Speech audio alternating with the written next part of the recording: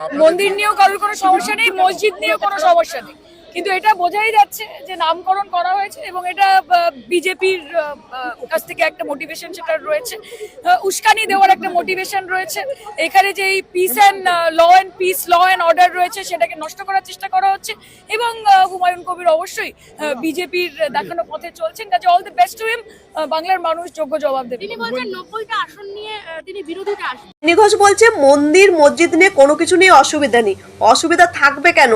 তোমরা তো শিক্ষা, শিল্প, স্বাস্থ্য, মানুষের যেগুলো প্রয়োজনীয় জিনিস সেগুলোকে টুপি পরিয়ে দিয়ে তোমরা ধর্ম দেখাচ্ছ।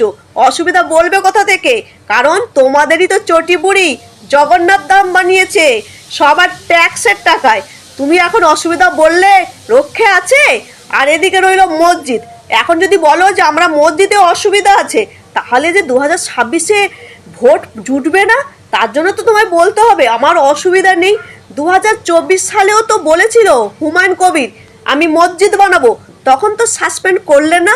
হ্যাঁ, তখন ফায়দা লুটেছিলে, অধীর চৌধুরীকে হারানোর জন্যই হুমায়ুনকে ব্যবহার করেছিলে। আর এখন নাটক করছো, কোনোতেই অসুবিধা নেই। বলছি মানুষের যেগুলো প্রয়োজনীয় সেগুলোকে না করে তোমরা তো চারিদিকে দুর্নীতি করছো, চুরি চামারি করে বেড়াচ্ছ।